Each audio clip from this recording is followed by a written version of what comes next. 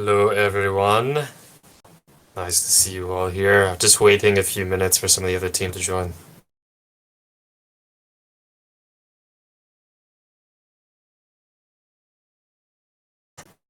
And we have the little yapper. Yep. I was just talking with Archimedes. Is he on his way? It's on his way. Our hero. I just realized your icon is from that game that was on like Windows 95. You ski down a mountain. You just realized this? Yeah. I had a moment of insight. It's iconic. Hey guys. If you don't know what this image is, you didn't have a childhood in the 80s or 90s, probably.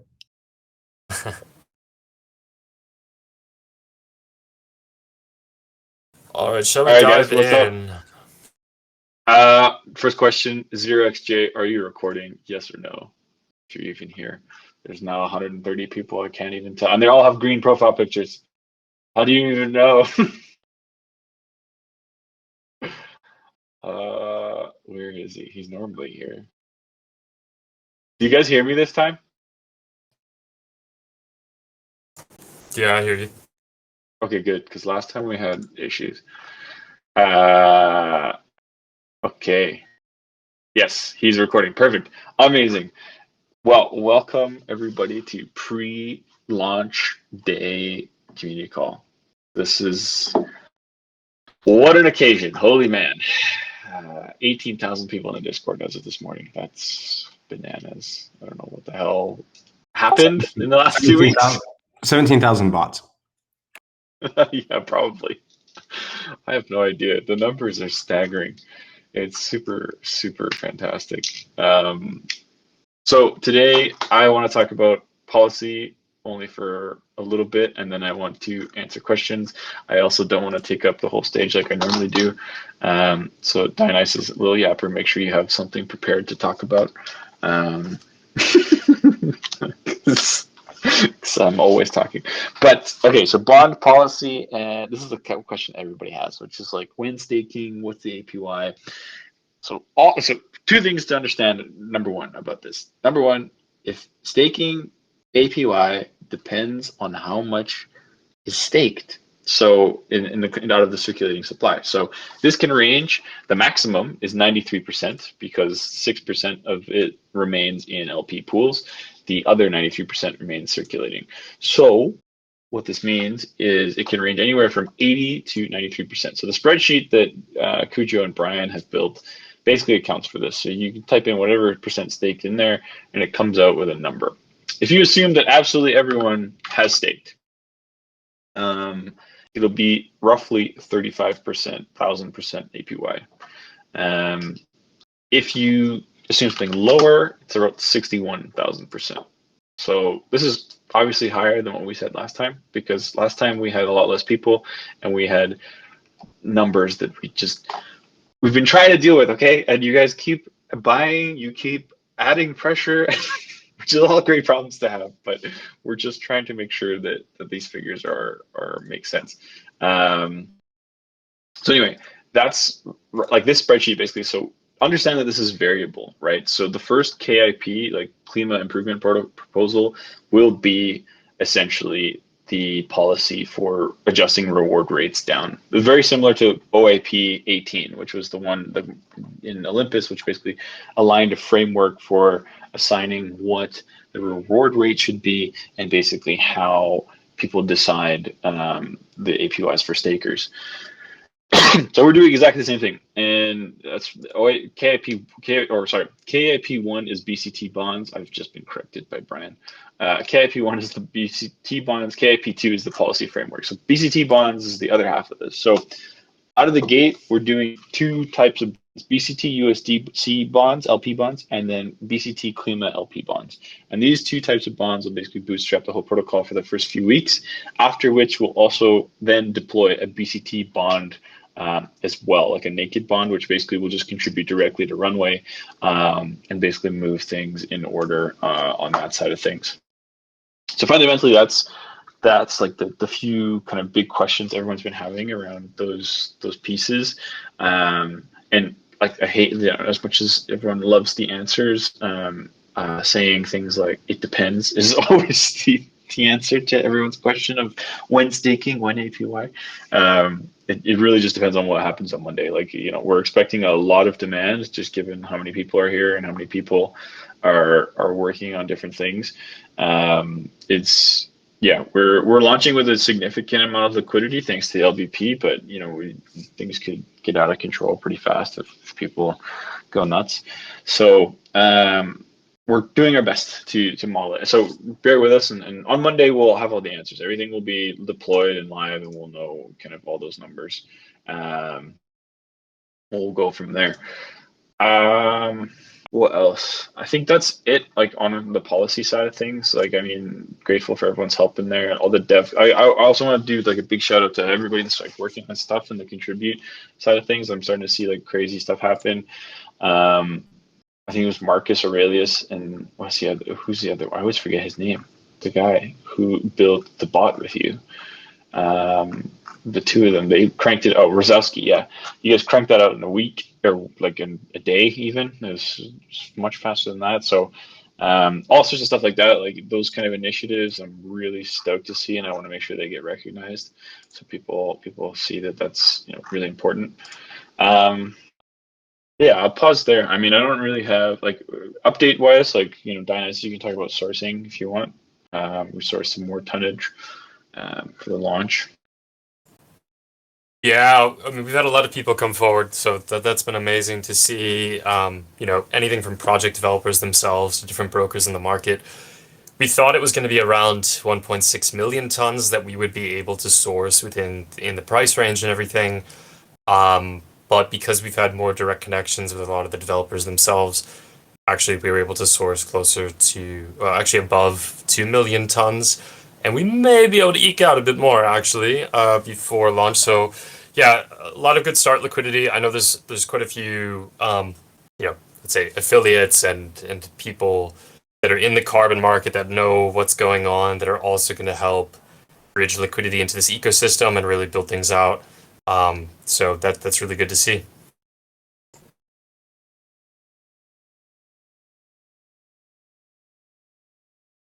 And we started the process, I should add, of like bridging everything over. That's moving forward. We're being very careful, but everything's working. Yeah, there's a lot coming on chain, and it's really exciting to see. So I want to also, I also want to do like a big shout out to the Toucan guys. Like, most people might not know this. I saw people talking about it in general this morning, and they're like, there's people throwing comments around and talking. I want to make two things clear. Number one, we expected like maximum 10 entities to be interested in bridging carbon tons from the market, like just people, like it would be us, like basically doing the first bit, and then like a couple of our partners, like institutionals that we've been talking to, and all those people. It has now ballooned like far beyond that. Like we're talking like 50 to 100 organizations, people, whales, like all sorts of people who are now interested in this, and it's like the Toucan guys are way overwhelmed in terms of, which is like a good problem to have. Like it's just like they're working on it. Like there's just like there's so many people interested, and it's like a fantastic situation to be in. But like obviously people are getting a little bit impatient. So I want to just be super clear about this. Like be patient with them. Like they're working their butts off. And just hang tight. Like everyone's tons that you want to bridge on and all stuff will, they'll get around to it once there's like a more decent cadence on like actual movement. It's just the first bit is the hardest. Like we want to make sure everything's right. So like we don't want to just like let everyone kind of bridge everything, because we want to make sure that nothing gets lost and like the whole thing is done properly. So I appreciate all of your enthusiasm, and like I've gotten so many messages, people asking me about it, and I'm like, guys, like they're working on it, and they're working really hard. Like it's truly, an astonishing feat. So just be patient, and they'll definitely they'll get to you. And yeah, like they're under a lot of pressure. and adding more like FUD to it is just not helpful, because they're definitely they've delivered already. Like Diana's was saying, like we've already started bridging like some of it. So I think what's the total now? I think it's like 300,000 are done. Yeah, we're out of the about 2 like million. 360,000 that moved over, and I mean this is really the beginning of a paradigm shift in the carbon market. I'd love to dive into that a little bit more, but maybe someone's going to bring some things up with questions. But yeah, it's super exciting. This is really just the beginning of how things change. Totally, yeah. Go on. Like, let's hear. What do you think? Yeah, I mean, I saw a few things in the chat related to BCTs and stuff like this. I see we have a few requests to speak. Should we let some people in, because I know we have like 15 minutes left. So let's here, I'll just like get someone up here. I've Got some invited. sprouts. We have Athena here. Hi guys, can you hear me? Yeah. Yes. So I have a question for Dionysus, and he was just talking about this as well. So what do you think are any advantages of BCTs over traditional offsets? Thanks. Cool. Yeah, I mean, okay, so this is part of the sort of, I guess, paradigm shift of what's happening right now. I mean, essentially, a BCT is like a programmable offset, right? I mean, this is what's amazing about the whole money Lego thing in DeFi, is instead of an offset simply sitting in a registry count and its main the only thing you could do with it is basically retiring it and counting it towards, emissions compensation. We're actually able to integrate BCTs into, decentralized applications, right? So it could be that you're able to draw from a pool set up, on Polygon to automatically offset the emissions associated with different activities. I think this is the really, really exciting thing, because it just expands the utility essentially of offsets, right? And Klima is spearheading this, of course. I think we're going to be helping grow the ecosystem, right? We're bringing in a huge amount of liquidity right now and attracting people to do so.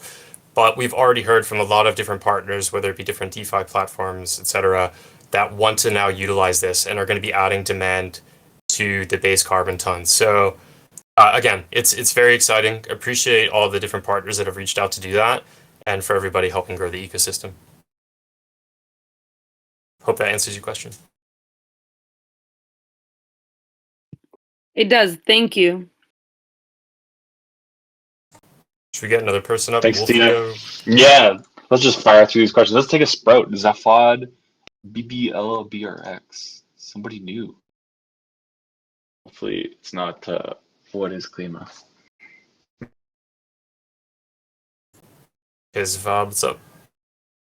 Hi, can you hear me? Yep.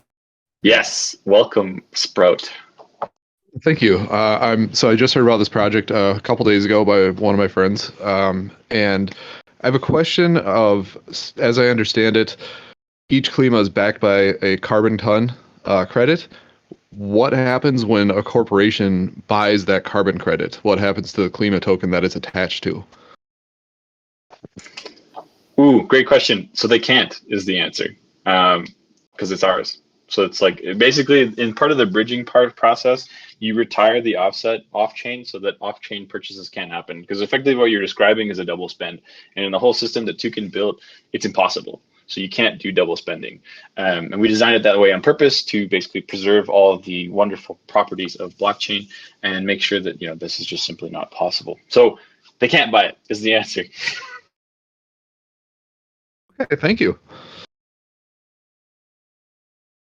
Yeah, no problem. Well, welcome to KlimaDAO, by the way. Like two days old. That's got to be a record. This is awesome. I look forward to Monday. Yeah. Us too. We have Malfurion. Ooh, with the green profile picture. Yeah, I had to join the bandwagon. How you guys doing? Excellent. So I too am late to the Klima party. I just heard about you guys a week ago. I'm a little better than 2 days, but I sure wish I had heard about you guys back in May. This is to me the dream crypto project. So I have a question, but I'm gonna leave with a comment first. After launch, if you guys need any help, I'm more than willing to join the team and start helping out. I've been working in the oil and gas community for 15 years, so I know the pieces and the cost that those guys need to survive and are looking into. I'm investing in wetland mitigation banking, so I'm already trying to field those players and see how they could partner up with us. I've also got some solar panel manufacturers lined up to get me their client list, and I'm just spreading the word. And I think this is going to be big, so I hope everybody's excited. And I think I was reading by 2030 they're predicting carbon credits to get up to at least $75, and we were talking on a lot of the last few calls about those being around $10-20 right now, and I think this is only going to help speed that up. So kudos to you guys, and like I said, after launch, please hit me up, and I'm willing to help you guys out as much as I can. Appreciate that. Absolutely. Yeah, it's great to see a lot of people in the community coming from the sustainability background, or entering that sustainability field. So yeah, great to hear that.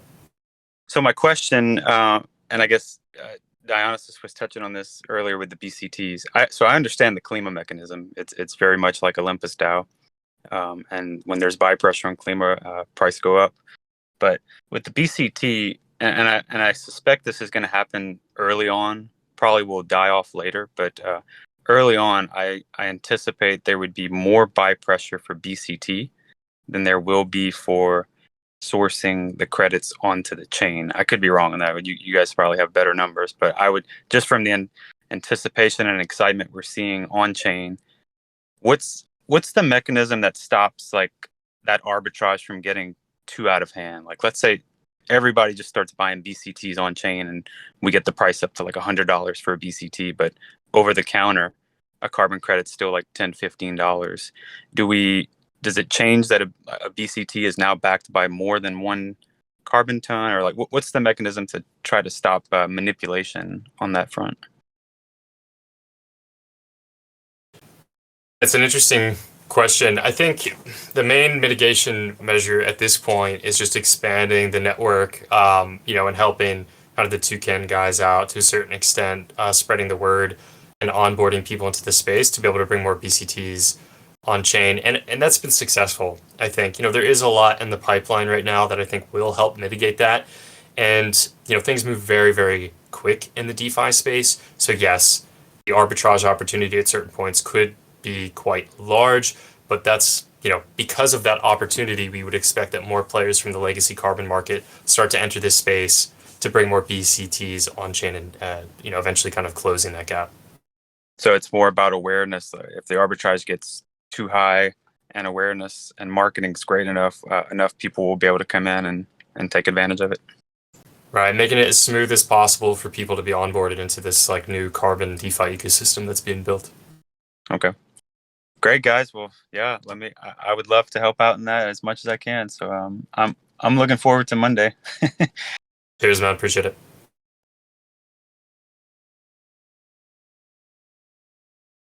I'm gonna invite we have Andy Man, or let's see, Digital Gaia. It's Ned Harvey. Hello. Digital Gaia. Thanks for letting me in. It's first time in. I'm pretty new. I was super interested in bonding, and I cannot for the life of me figure out how to acquire BTC. It's not listed anywhere, and I know I'm doing something wrong. So this may not be the venue, but if anybody has any thoughts, I'd appreciate it. BCT. BCT, yeah. So it hasn't been deployed yet. Like essentially, the first BCTs that are going to be brought on chain are going to be from Klima, and then we're going to be launching that pool before everything goes live. Once that pool is launched, everything will be opened up for further BCTs to enter the ecosystem, and of course to give opportunities to people like yourself to actually acquire the BCT. Yeah, I'll just add one other comment. I was on a call this morning with leaders from United and ArcelorMittal, and they were all talking about the need for essentially virtual offsets, virtual credits like this. So I think we should be keeping our eye out for industrial transition work as well. They are hungry for liquidity in those markets. Absolutely. At some point, as these exchange, it's going to grow. The liquidity is going to be on chain. People are going to be building applications on top of this. There's going to be opportunities for people to, select the underlying offset that they require. So sky's the limit. Absolutely with you on there. We're going to eventually see a lot of interest from the industry. All right. Well, thanks for taking the call. Absolutely. Let's get the next person up here.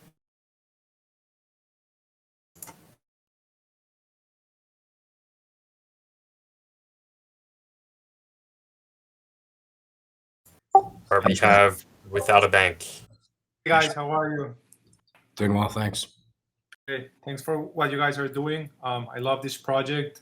It's amazing, and finally, crypto it's making sense, and things are coming around. So super bullish, and I'm with you guys for the long run. I do have a question regarding Polygon. We all understand the power of DeFi Legos and what they can do and how composable everything is. I'm afraid like Polygon is not a great DeFi chain at the moment. Don't you guys see that as a weakness, or you do have plans on going to like Arbitrum, or maybe even L1, which is composability is fully there between so many different protocols. So yeah, that's my worry. Like, why Polygon, and how do you guys see about fixing the composability issue if DeFi is not fully built on Polygon as it is on other chains? All right, I'm just gonna have to remove you from the Discord for saying slanderous things about Polygon. Yeah, you're put in my bag. Polygon, what are you doing? Stop. No, I don't know if we can allow that here. No, that's a great question. So this has been brought up many times, and so Polygon, I don't know, maybe you haven't interacted with the ecosystem quite a bit, but it is one of the biggest DeFi ecosystems outside of L1. SushiSwap, QuickSwap, like they're huge. Like they've got over 1 billion TVL in both those exchanges. You take a look at all the products that have like, kind of launched there. It's unbelievable. So Polygon as an ecosystem is definitely flourishing, especially now with the NFTs too. Like they've not just DeFi, like those are like the primitives that started maybe a year ago. It's huge. So it's of all the side chains, L2s, scaling solutions that exist for Ethereum, like it's the most battle tested, 100%. Like it's definitely it's been around the longest. It's been there for forever, and it is the most widely adopted by institutions. So this is one key part that's like everyone kind of seems to miss here, is Klima in many ways has to interface with legacy and basically people from that world. And if you look at, there's a couple announcements like a few weeks ago. Ernst & Young basically is going to adopt Polygon. Coinbase is looking at Polygon as a scaling solution, so they're probably going to allow withdrawals and deposits very soon, directly layer 2. Many exchanges like in Asia are actually already doing this. So like you can actually just deposit and withdraw to layer 2 directly. There's like Transact, there's like a whole bunch of there is a lot of ecosystem infrastructure on Polygon, and Polygon also opens the door for a number of other improvements, namely on-chain governance. So like the way we have everything set up now, like a Discord and all that stuff is great, but fundamentally once we get a little further down the ride, Polygon allows us to have complete voting structures on chain, whereas in Ethereum it's impossible because it just costs too much. Like no one's going to vote when each vote costs you $200. It's just not worth it, right? And so in Polygon, because the cost is so negligible, we can kind of get around those things. And the other thing too is like people are quick to point out, security is a big problem. This is only true of bridged assets. Polygon, Klima, as well as BCTs are both native L2 assets, meaning that there is no bridge from L1 to get them there. So there is absolutely no possibility of basically this exploit across the bridge, because it comes directly from the security of layer 2. And on its own, it's a Bohr Hamdahl bridge. Like it basically runs on the same stuff as Cosmos. So Tendermint, like I don't know if you ever use that tech. So it's highly secure, fast, scalable stuff that runs really, really well. And that being said too, like we know the Polygon team really, really well. They know about us, and they're helping us quite a bit with all sorts of different things. And this ecosystem definitely needs the scalability of Polygon rather than Ethereum, and that's why we're launching it here. So hopefully that answers your question. It does. Thank you. I appreciate that. Yeah, no problem. Andy, man, you still sound like a rope. Hey, you guys hear me? Yes. Hey, really excited for business, really excited to me for a couple months. Is really stellar.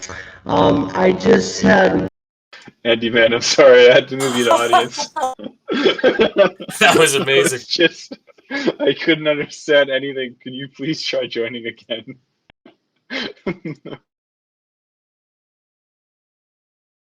I didn't realize androids were also in here. Yeah, he's one of the bots sending you've just won a free cruise message. Where is he? I'll invite him again. I was like, dude, you need to reconnect. Andy man.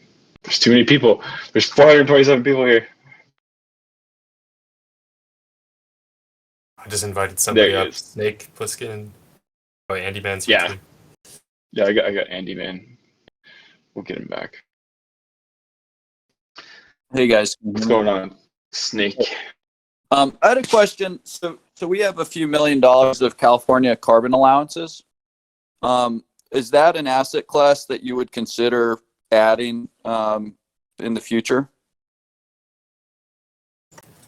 Tough to say. I know the Toucan team has. Oh, we got Andy Man, the robot. Yeah, I muted him. It's okay. I'm gonna move him back to the audience. Okay, sorry. So essentially, we're starting with Vera. There's a few reasons with that. It has like the largest liquidity in the VCM currently, something like over 70%, I think. California market could be interesting. We have an advisory board of people that have quite a bit of experience in the carbon market over the last few decades, even. And we're going to be working with them to figure out what could be accepted next into the Klima Treasury. So I certainly think it is, there's potential there, right, to be able to onboard those tons in the future. But right now, Vera is the only thing that would be accepted. Okay, great. Thank you.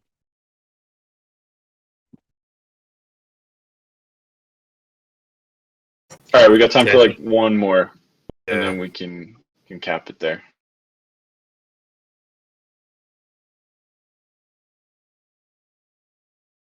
Hello.